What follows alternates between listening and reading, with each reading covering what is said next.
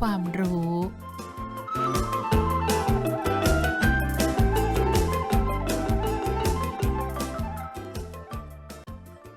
สวัสดีค่ะนักศึกษาคะพบกับรายการสร้างเสริมเติมความรู้และดิฉันพนธรรมเนียมอินทางสถานีวิทยุศึกษาสำนักงานกศน.อีกครั้งหนึ่งนะคะทุ่มครึ่งถึง2 ทุ่มทุกๆเสาร์อาทิตย์เรามาทบทวนความรู้ภาษาไทยกันค่ะรายการของเราก็เป็นนโยบายของสำนักงานกศน.กระทรวงศึกษาธิการที่จะดูแลนักศึกษากศน.แล้วก็คิดถึงเด็กๆนักเรียนในระบบโรงเรียนคุณผู้ฟังทุกท่านนะคะจะได้มารื้อฟื้นความรู้ภาษาไทยด้วยกันครึ่งชั่วโมงนะคะเสาร์อาทิตย์ค่ะวิทยากรที่กรุณามาให้ความรู้ชวนเราคิดวิเคราะห์คืออาจารย์ใจเด็ดหวานชเอมนั่นเองวันนี้อาจารย์ก็พร้อมแล้วนะคะที่จะมาชวนเราสรุปทบทวนความรู้กันจะเป็นเรื่องอะไรนั้นไปฟังจากอาจารย์นะคะสวัสดีค่ะอาจารย์ใจเด็ดค่ะสวัสดีครับอาจารย์พนครับนักศึกษากศนนะครับนักเรียนในระบบโรงเรียนแล้วก็ผู้ฟังที่เคารพรักทุกท่านครับ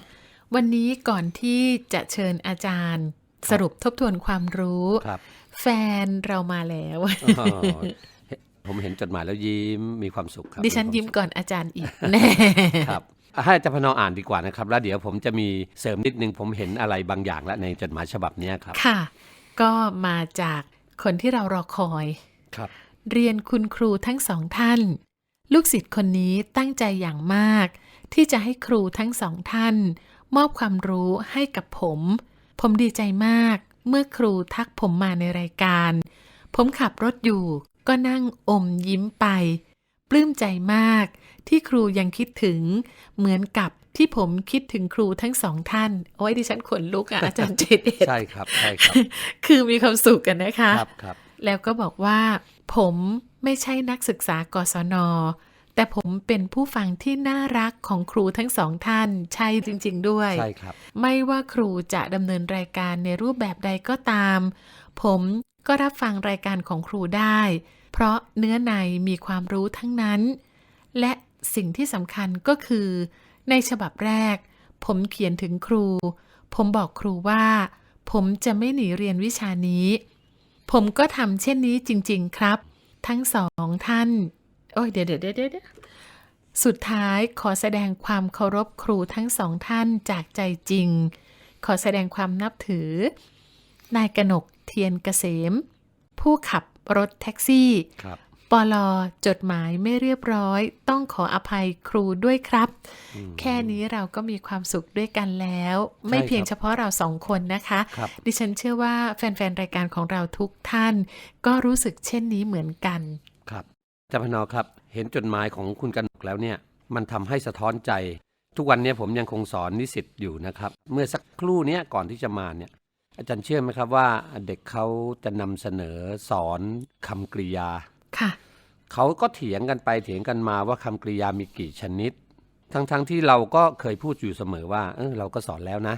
ผมก็เลยบอกทำไมไม่ฟังรายการวิทยุศึกษาเด็กบอกไม่รู้จักรายการนี้ผมบอกผู้ฟังคนอื่นเนี่ยนะ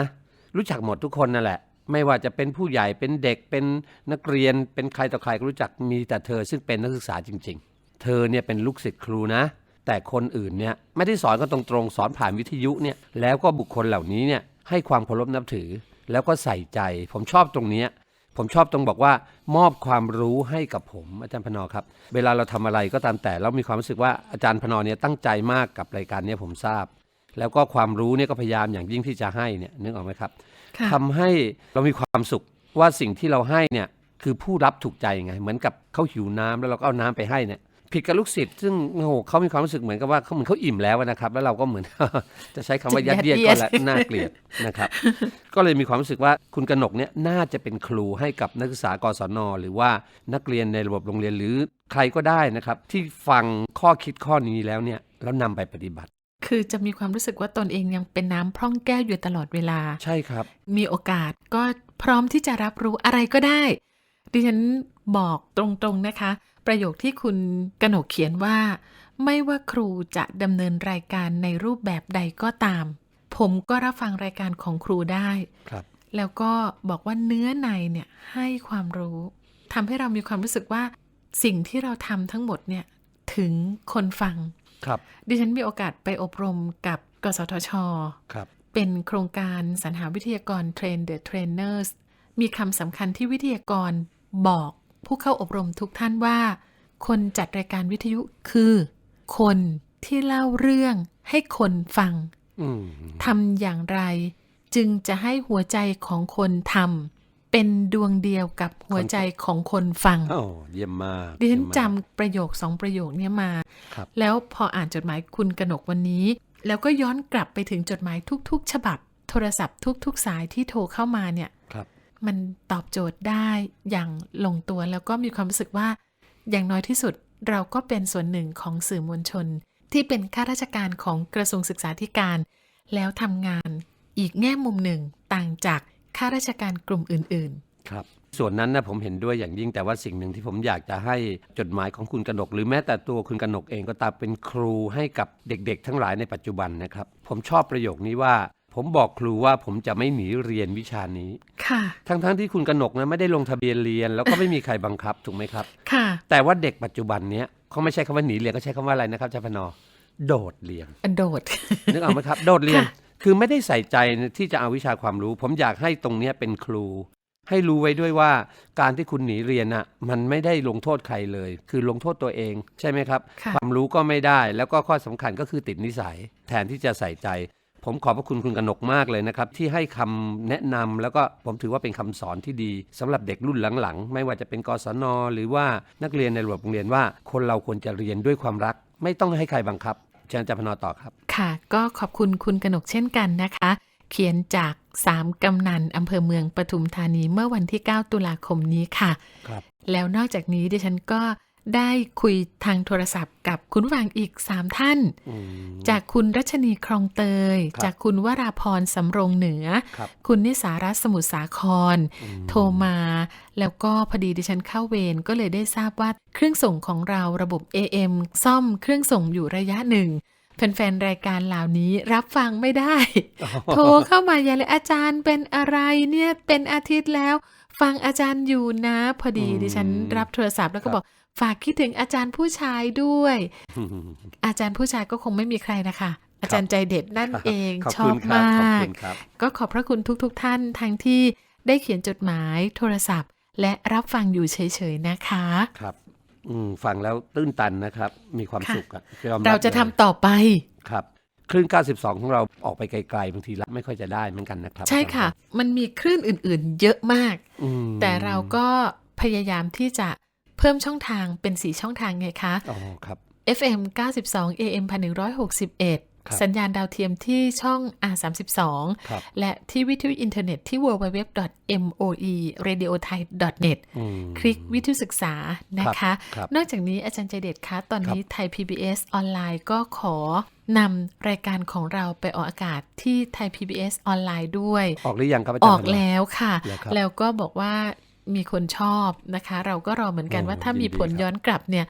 ตรงนั้นก็สามารถที่จะฟังได้ทั่วโลก ครับ เราอาจจะทำประโยชน์ขยายวงกว้างออกไปมากขึ้นนะคะ อาจารย์ ดีมากเลยครับ ก็ให้ทุกท่านได้รับอานิสงส์ด้วยนะคะ ครับครับ เอาละค่ะ ความชื่นใจผ่านไปรวดเร็วนะคะ ครับ เราก็มาเข้าสู่เรื่องราวของเนื้อหาวันนี้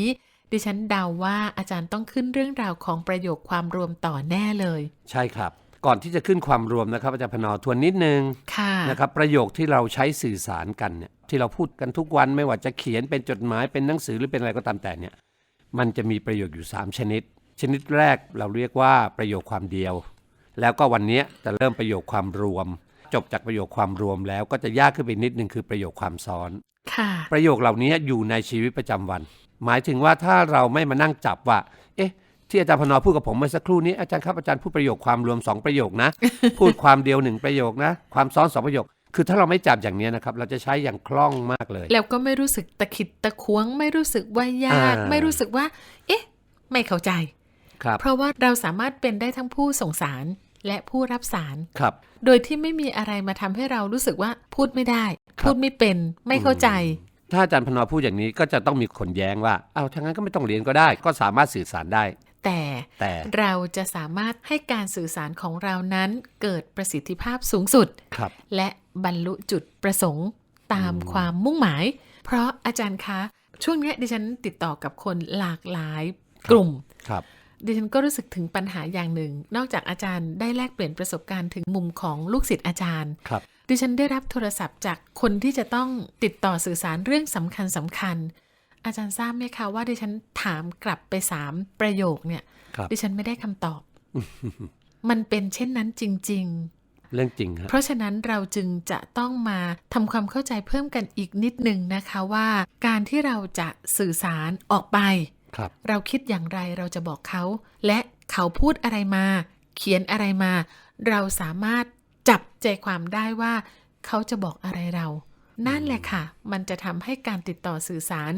สำเร็จแล้วก็ตรงตามจุดมุ่งหมายค่ะ อันนั้นเป็นจุดทางด้านสังคมใช่ไหมครับคือใช้ในการสื่อสาร แต่ผมมองลึกลงไปกว่านั้นอีก ถ้าเกิดมีคนถามอาจารย์พนอว่าอาจารย์พนอถามจริงๆอาจารย์เป็นคนไทยแท้หรือเปล่าอะ โอ้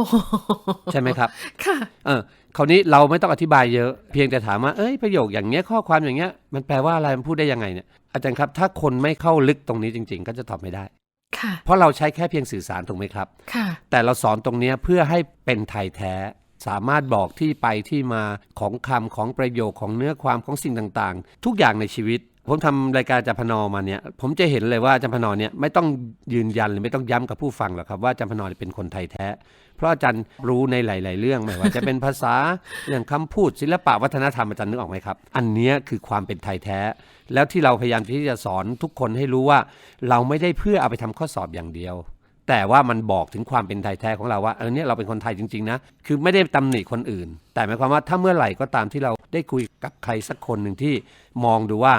เราเป็นไทยแท้ไหมเนี่ยถ้าเรารู้ในสิ่งเหล่านี้เราภูมิใจ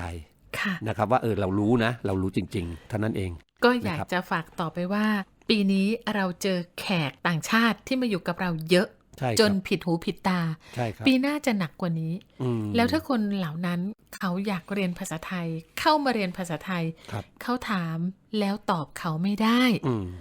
จุดเอาเองนะคะ ใช่ครับ ค่ะ เอาละค่ะ เรามาเริ่มประโยคความรวมกันเลยดีไหมคะอา ได้ จา ครับ รย์ ได้ครับ ประโยคความรวมเนี่ยนะครับจะต่อเนื่องจากประโยคความเดียว ชื่อมันบอกอยู่แล้วครับก็คือประโยคความเดียวที่เอามารวมกันนั่นแหละนะครับ อ๋อ แต่ว่าตั้งแต่2ขึ้นไปนะครับ ค่ะ โดยปกติในข้อสอบทั่วไปเนี่ยเราก็จะพบแค่เพียง2ประโยคมารวมกัน แต่ว่าในชีวิตจริงบางทีอาจารย์พนอครับอาจารย์จะพูดเนี่ยมากเลย เกินสอง ใช่ครับยกตัวอย่างนะฮะอย่างเช่น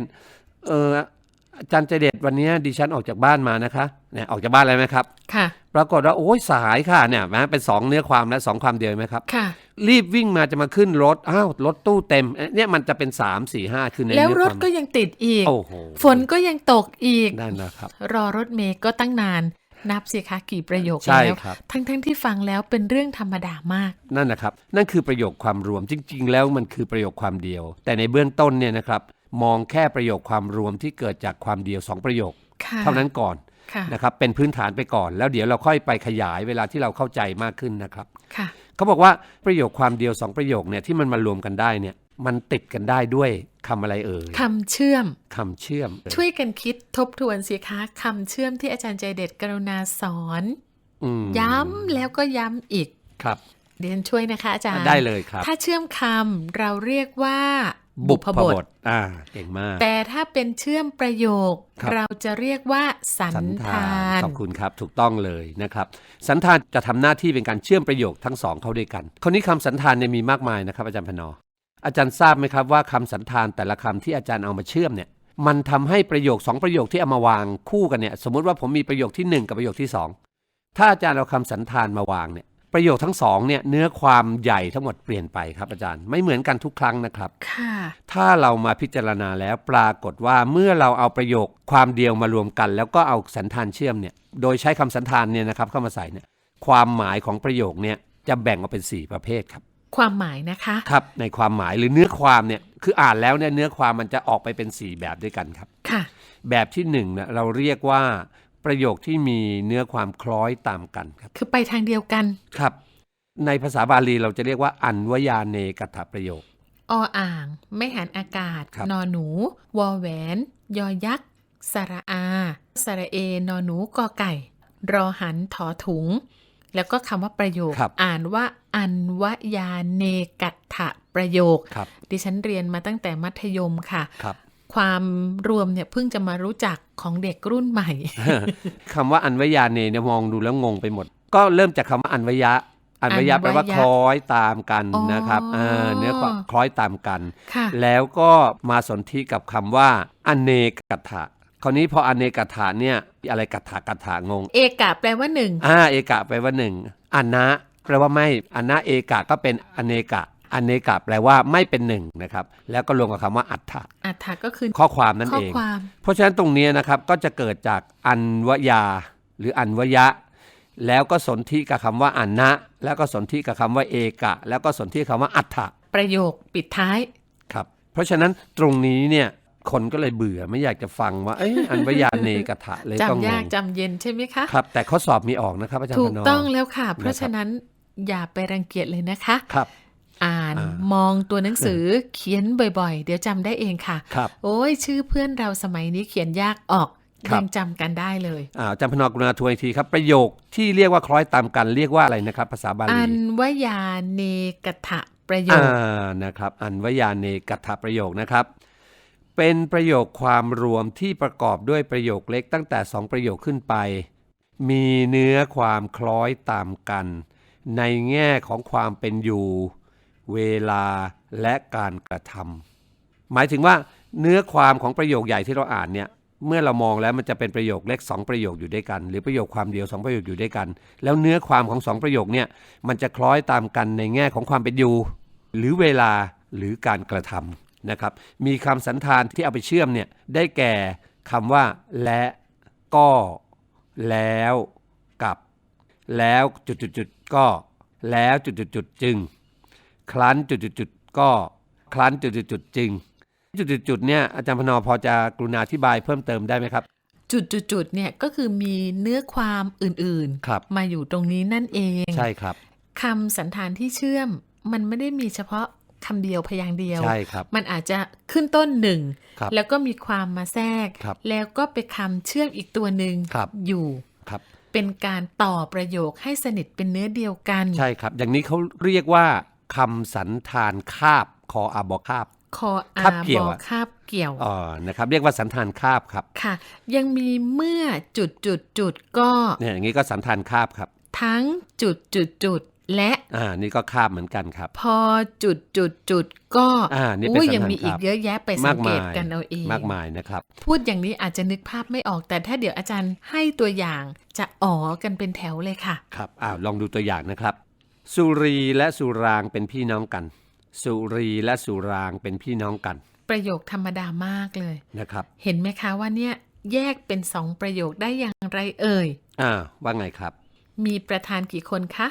ประธานมี2แน่นอนเลยค ค่ะ รับ สุรีหนึ่งสุรางหนึ่ง ใช่ครับ แล้วก็เป็นพี่น้องกัน ครับ ทีนี้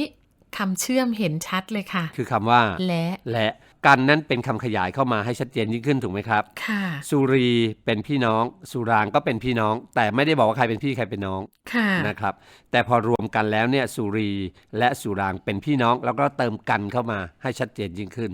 ตัวอย่างที่2ทั้งสมศักดิ์และสมทรงเป็นข้าราชการ อันนี้ชัดแล้วครับอาจารย์พน ค่ะ ทั้งสมศักดิ์และสมทรงเป็นข้าราชการ นักศึกษาและคุณผู้ฟังไปคิดถึงคำเชื่อมที่เรายกตัวอย่างเมื่อสักครู่สิคะหาให้เจอมีสองค ที่เราเรียกว่าสันธานคาบ ำทั้งจุดและนั่นเอง จุดๆๆก็คือเอาสมศักดิ์ใส่เข้าไปตรงนั้น ค่ะ นะครับแล้วพอต่อจากและก็จะเป็นเนื้อความให้จบประโยค ก็เป็น2ประโยคถูกไหมครับประโยคนี้ก็คือสมศักดิ์กับสมทรงคล้อยตามกันก็คือเป็นข้าราชการทั้งคู่ถูกไหมฮะ ค่ะ แยกเป็น2ประโยคก็จะได้ว่าสมศักดิ์เป็นข้าราชการ แล้วก็สมทรงเป็นข้าราชการ อันนี้ พอ เห็น รวมกันเสร็จปุ๊บก็เอาชื่อไว้ข้างหน้า แล้วก็ข้างหลังเป็นภาคแสดง ใช้อันเดียวพอ หนึ่งเดียว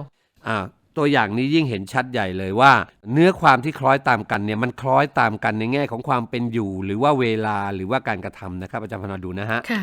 เมื่อวิทยาชื่อคนนะครับ เมื่อวิทยาเรียนจบชั้นมัธยมศึกษาแล้วก็ไปเรียนต่อที่ต่างประเทศ เห็นชัดเจนมากเลยนะครับ เมื่อวิทยาเรียนจบชั้นมัธยมศึกษาแล้วก็ไปเรียนต่อที่ต่างประเทศ ขอความกรุณาอาจารย์พนช่วยชี้คำสันธานนิดนึงฮะ เมื่อแน่ๆเลยค่ะ ใช่ครับ แต่ไม่ใช่คำเดียว อืม เมื่อ จุดแล้วเมื่อจุดแล้วถูกต้องครับเราจะเห็นได้เลยว่ามันคล้อยตามกันยังไงการที่วิทยาไปเรียนต่อที่เมืองนอกได้แสดงว่าเขาต้องเรียนจบที่นี่ก่อนถูกต้องถ้ายังเรียนไม่จบเขาไปไม่ได้ค่ะเนี่ยฮะมันคล้อยตามกันไหมครับด้วยเวลาค่ะคือถ้าหากว่าไปเจอวิทยาอยู่ที่เมืองนอกเรายืนยันได้แล้วว่าวิทยาต้องจบมัธยมศึกษาแล้วพอวิภารู้ผลสอบเธอก็ดีใจมากพอวิภารู้ผลสอบเธอก็ดีใจมากคำสันธานอะไรเอ่ยขึ้นต้นไม่ใช่ชื่อคนนะคะครับก็สรุปได้คร่าวๆเลยว่าเป็นสันธานก่อนพอค่ะครับประธานคือวิภาวิภาครับวิภาทำอะไรวิภารู้ผลสอบครับเป็นประโยคที่1นะใช่ไหมคะใช่ครับแต่มีคำว่าเธอเป็นสรรพนามมาย้ำแทนชื่อวิภาถูกต้องครับประโยคที่2คือวิภาดีใจมากถูกต้องครับอาจารย์พนอสันธานคือพอจุดนักศึกษาคะคุณผู้ฟังคะตัวที่2คือก็นั่นเองถูกต้องครับเอาละอีกตัวอย่างหนึ่งนะครับค่ะพอคุณครูเข้าห้องเรียนนักเรียนก็เงียบอยากให้เห็นว่าคำว่าคล้อยตามกันเนี่ยนะครับเหตุการณ์หนึ่งเกิดขึ้นและอีกเหตุการณ์หนึ่งก็ตามมานะครับพอคุณครูเข้าห้องเรียนนักเรียนก็เงียบครับค่ะไม่มีใครกล้าหือ เห็นภาพชัดเจน ให้นึกภาพอย่างนี้ครับว่าถ้าสมมุติว่าเราเป็นคนนอกเราไม่ใช่คุณครูแต่พอเรามองปั๊บไปเนี่ยห้องเรียนห้องนี้เงียบจังเลยในประโยคนี้บอกเลยว่าเรายืนยันได้เลยว่าคุณครูต้องทำไมครับอยู่ในห้องเนี่ยครับ มันคล้อยตามกันในเรื่องของการกระทำถูกไหมครับค่ะเอาละนะครับตัวอย่างสุดท้ายนะครับสำหรับประโยคที่เป็นคล้อยตามกันนะครับทั้งเขาและเธอต่างก็มีความตั้งใจดีทั้งเขาและเธอต่างก็มีความตั้งใจดีครับนักศึกษาและคุณผู้ฟังอย่าไปสังเกตคำว่าต่างเป็นที่ตั้งนะคะครับเพราะคำว่าต่างเนี่ยมันอาจจะทำให้เราไขว้เขวได้ครับให้มองภาพรวมครับทั้งเขาและเธอต่างก็มีความตั้งใจดีประธานมี2คือเขาและเธอถูกต้องสันธานที่มาช่วยเชื่อมประโยคนี้ก็คือทั้งจุดอะไรต่อคะอาจารย์ใจเดช ดิฉันอยากให้อาจารย์ใจเดชช่วยแล้วค่ะมันมีคำว่าต่างเข้ามาทั้งจุดและจุดก็โอ้โห3เลยค่ะ3ครับนี่ไงสันธานคาบนะครับแล้วคำว่าต่างมาจากไหนล่ะคะต่างเป็นอะไรล่ะครับเป็นอะไรนะบางบ้างต่างครับอาจารย์พนนึกออกไหมบางบ้างต่างนึกออกเป็นสรรพนามครับค่ะแยกหรือแบ่งส่วนที่เราเรียกว่าวิภาคสรรพนามทำหน้าที่ขยายคำว่าเขาและเธอให้แยกส่วนออกจากกันนี่คือภาพของประโยคที่มีความคล้อยตามกันหรือที่เรียกว่าอันวยาเนกถะประโยคครับก่อนจะไปประโยคชิ้นต่อไปขอให้นักศึกษากศนแล้วก็นักเรียนในระบบโรงเรียนจำไว้เลยนะครับว่าสันธานคาบนั้นไม่ใช่มีแค่เพียงเมื่อจุดก็หรือทั้งจุดและนะครับแต่ว่าในตัวอย่างสุดท้ายเมื่อสักครู่เห็นไหมครับอาจารย์พนครับมี3เนี่ยคำเลยนะครับสามารถคาบได้ถึง3คำขึ้นอยู่กับว่าเราจะทำประโยคได้มากยาวแค่ไหนนะครับค่ะเอาแล้วนะครับต่อไปเป็นประโยคความรวมนะครับที่มันเกิดขึ้นเพราะผลจากการที่เรานำเอาคำสันธานมาใส่เนี่ยเนื้อความของประโยคทั้งคู่เนี่ยครับอาจารย์พนมันขัดแย้งกันก็คือไม่ไปทางเดียวกันแล้วแต่เวลามองดูภาพรวมภายนอกเป็นประโยคเดียวครับเราเรียกว่าพยติเรกาเนกถประโยคจดตามทีละตัวก็ได้นะคะพอพานยอยักษ์ต่อเต่าสระอิสระเอรอเรือกอไก่สระอาสระเอนอหนูกอไก่รอหันทอถุงแล้วตามด้วยประโยคอ่านว่าพยติเรกาเนกถประโยคค่ะครับก็พยติเรกะสนธิกับคำว่าอนะแล้วก็สนธิคำว่าเอกะแล้วก็สนธิคำว่าอัฏฐะแล้วต่อด้วยคำว่าประโยคเขาบอกว่าประโยคความรวมแบบนี้ประกอบด้วยประโยคเล็ก2ประโยคมีเนื้อความที่แย้งกันหรือแตกต่างกันในการกระทำหรือผลที่เกิดขึ้นครับนักศึกษาเข้าใจไหมครับเราเคยชินแต่คำว่าขัดแย้งนะครับค่ะจริงๆแล้วคำว่าแย้งกันคือมันเหมือนกับตรงกันข้ามกันแต่ก็ไม่ถึงกับตรงกันข้ามซะทีเดียวไม่ไปด้วยกันมันไม่ไปด้วยกันนะครับเช่นถ้าหากว่าผมไปอาจารย์พนมาแย้งก็อย่างเงี้ยนั่นคือตรงข้ามแต่ถ้าอาจารย์จะแย้งอาจารย์ก็บอกว่าไม่ไปผมบอกอาจารย์พนครับผมไม่ทำอาจารย์ก็ทำนี่อย่างเงี้ยนะครับบางทีมันก็มองดูเหมือนตรงกันข้ามคำสันธานที่ทำหน้าที่เชื่อมทำให้เนื้อความมันขัดแย้งกันเนี่ย มีคำว่าแต่ว่าแต่ถ้าว่าเขียนทอทหารวอแหวนสระอาแล้วก็มีวรรณยุกต์เอก ตรงวอแหวนนะครับ ค่ะ แต่จุดๆก็กว่าจุดๆก็แม้จุดๆก็ถึงจุดๆแต่จุดๆก็นี่มีสถานคาบ3คำด้วยนะครับอาจารย์พนอ ค่ะ ตัวอย่างนะครับฉันเตือนเขาแล้วแต่เขาไม่เชื่อฉันเตือนเขาแล้วแต่เขาไม่เชื่อแย้งกัน ถ้าเตือนแล้วเนี่ยน่าจะเชื่อ ใช่ครับ แต่กลับไม่เชื่อจึงเป็นเนื้อความที่ขัดแย้งกัน ครับแต่ถ้าหากว่าผมพูดอย่างนี้ครับอาจารย์พนอครับฉันเตือนเขาแล้วแต่เขาเชื่อ มันไม่น่าจะมีคำว่าแต่เพราะว่าถ้าแต่เนี่ยมันน่าจะตรงกันข้ามถูกไหม แย้ง คะ มันต้องแย้งกัน ถ้าสมมุติว่าผมบอกว่าผมเตือนแล้วครับอาจารย์พนอแล้วเขาก็เชื่อต้องไปใช้ในกลุ่มเมื่อสักครู่ กลุ่ม นี้ ที่หนึ่งคือเนื้อความคล้อยตามกัน นะครับ แม้เธอจะไม่สวยเลิศเลอเธอก็ยังได้เป็นนางงามแม้เธอจะไม่สวยเลิศเลอเธอก็ยังได้เป็นนางงามพูดถึงนางงามอาจารย์พนอต้องสวยเลิศเลอเลยล่ะคราวนี้พอเรามองว่าเธอเป็นนางงามเนี่ยเธอน่าจะสวยแต่เนื้อความกลับไปบอกว่าเป็นนางงามแต่ว่าไม่ได้สวยเลิศเลอ ไม่ได้สวยใช่ไหมฮะความมัน ไม่น่าจะไปทางเดียวกันอยู่ ครับแต่ประโยคนี้ที่มันขัดแย้งกันเนี่ยมัน ไม่น่าจะเป็นแต่ก็ได้เป็นนะคะ เพราะฉะนั้นคำสันธานที่ทำให้เนื้อความมันไปแย้งกันเนี่ยเป็นเพราะคำว่าแม้จุดก็ ก็ ดูอีกตัวอย่างนะครับ กว่าเขาจะรู้ตัวก็สายเสียแล้ว กว่าเขาจะรู้ตัวก็สายเสียแล้ว กว่าจุดก็ค่ะ ประโยคนี้ถ้าสมมุติว่าถ้าเราไม่ให้มันแย้งกันนะอาจารย์พนอครับมันควรจะออกเป็นยังไงครับ ผมเกรงว่านักศึกษากศนเวลาไปเจอประโยคอย่างนี้แล้วก็วิเคราะห์ไม่ได้ไง เมื่อเขารู้ตัวก็ยังไม่สาย ได้ไหมคะ ได้ครับ เมื่อเขารู้ตัวก็ยังไม่สาย นี่คือเป็นประโยคคล้อยตามกัน ใช่ครับแต่ว่าตัวอย่างที่เรายกเนี่ยมันขัดแย้งกัน กว่าเขาจะรู้ตัวก็สายเสียแล้ว จริงๆรู้ตัวมันไม่น่าจะสายถูกไหมครับ ใช่ค่ะ เหมือนเตือนแล้วบอกแล้วเนี่ยแล้วก็ไม่พลาดนะอย่าง กว่า เงี้ย ผมจะรู้ตัวก็ตกหลุมรักคุณจนถอนตัวไม่ขึ้นเสียแล้ว เนี่ยประมาณอย่างเงี้ยใช่ไหมครับ ในละครเขาชอบพูดกัน ใช่ครับ ดิฉันจำมา เพราะฉะนั้นกว่าเขาจะรู้ตัวก็สายเสร็จแล้วเนี่ยเนื้อความมันแย้งกัน เหมือนอย่างที่อาจารย์พนได้กรุณาเปลี่ยนประโยคว่าถ้ามันแย้งกันเนี่ยแล้วทำให้มันคล้อยตามกันเนี่ยนะครับ ค่ะ ขออีกสักครั้งได้ไหมครับอย่ง กว่า เงี้ย ผมจะรู้ตัว ก็ตกหลุมรักคุณจนถอนตัวไม่ขึ้นเสียแล้ว อีกตัวอย่างนะครับอากาศร้อนขึ้นแต่ผู้คนก็ยังตัดต้นไม้อากาศร้อนขึ้นแต่ผู้คนก็ยังตัดต้นไม้ คือปกติเนี่ยถ้ามีต้นไม้เยอะ ครับ ๆเราจะไม่ร้อนเท่าไหร่ ครับ เพราะต้นไม้ให้ร่มเงา อันนี้ภาพรวมคือเรารู้กันแล้วว่าอากาศมันร้อนขึ้น ผู้คนก็ยังไม่เห็นความสำคัญของการมีต้นไม้ก็ยังไปตัดมันอยู่นั่นแหละ คือใจความที่ได้รับ ครับ รูปประโยคคืออากาศร้อนขึ้น ถูกครับ แต่เป็นสันธานจุดก็ถูกไหมคะ ถูกครับ เอาคำว่าผู้คนมาใส่ตรงจุด ครับ เพราะฉะนั้นเราต้องช่วยกันไม่ตัดต้นไม้แล้วก็ปลูกต้นไม้ด้วยนะคะ ใช่ครับถูกต้องใช่ไหมเราจะเห็นได้ว่าเนื้อความเนี่ยมันจะแย้งกันอันนี้ยังตัดอยู่นะครับ ก็คงจะได้แค่2อย่างไปก่อน ครับ เพราะว่าเวลาหมดแล้วนะคะ ครับ ได้2เนื้อความเดี๋ยววันต่อไปมาต่ออีก2เนื้อความก็จะจบเรื่องราวของประโยคความรวม ฝากนักศึกษากศน.นักเรียนในระบบโรงเรียนอ่านทบทวนนะคะ เพราะว่าข้อสอบไม่ว่าจะ O-NET GAT PAT หรืออะไรมีหมด ใช่ครับ เพราะว่าเรื่องของประโยคเนี่ยเป็นพื้นฐานของหลักภาษาเลยแหละค่ะ ใช่ครับ เดี๋ยวพบกันคราวหน้านะคะ วันนี้อาจารย์ใจเด็ดหวานชะเอมและดิฉันพนธรรมเนียมอินลาเพียงนี้นะคะ สวัสดีค่ะ สวัสดีครับ